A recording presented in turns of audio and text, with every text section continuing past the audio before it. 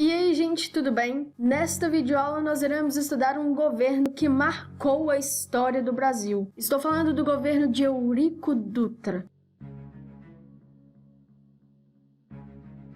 Antes de estudar o governo de Dutra de fato, precisamos contextualizar o cenário político da época. Em 1945, no Brasil, estavam acontecendo eleições e quem assumiu o posto de presidente era José Linhares, que substituiu Getúlio Vargas, que tinha sido deposto pelo alto comando do Exército. Nesta eleição, os principais candidatos eram Eurico Dutra, do PSD, e vice-presidente sendo Nereu Ramos, e Eduardo Gomes, do UDS. E este era quem muitos esperavam que fosse ganhar. Depois da queda de Getúlio, o poder foi assumido pelo presidente do Supremo Tribunal Federal, José Linhares. Dois principais candidatos disputaram a eleição.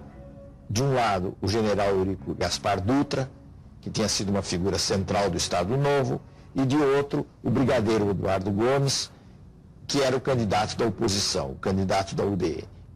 Curiosamente, os dois eram militares, mas a gente pode dizer que Eduardo Gomes era um militar liberal e Dutra vinha da tradição autoritária do Estado Novo. Mas Dutra foi eleito graças às bases políticas formadas por Getúlio Vargas e assumiu a presidência em meio a tensões e problemas causados pela Guerra Fria.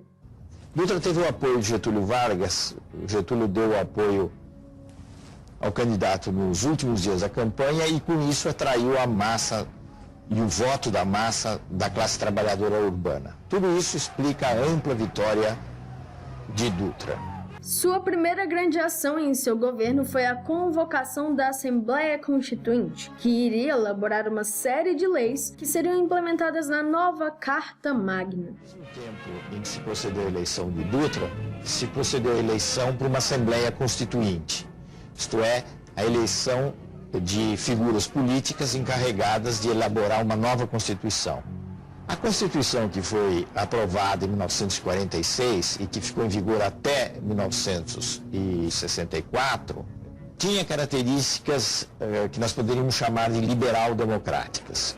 Isto é, estabeleceu a divisão entre os poderes, o executivo, o legislativo, o judiciário, a representação através do voto individual das pessoas para a Câmara, para o Senado, e todo um capítulo também existia garantindo liberdades de expressão, liberdades democráticas.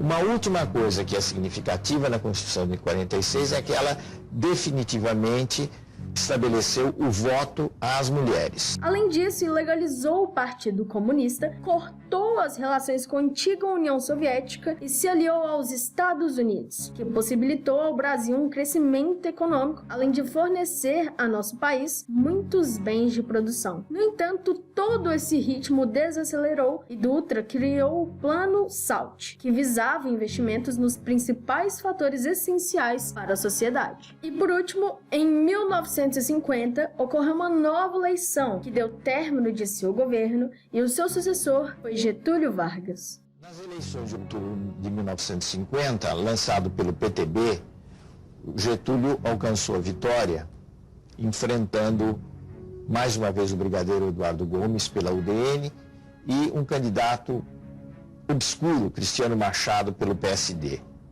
Apoiado socialmente por setores que iam desde o empresariado até a classe trabalhadora urbana, Getúlio, pela via democrática, chegou novamente ao poder.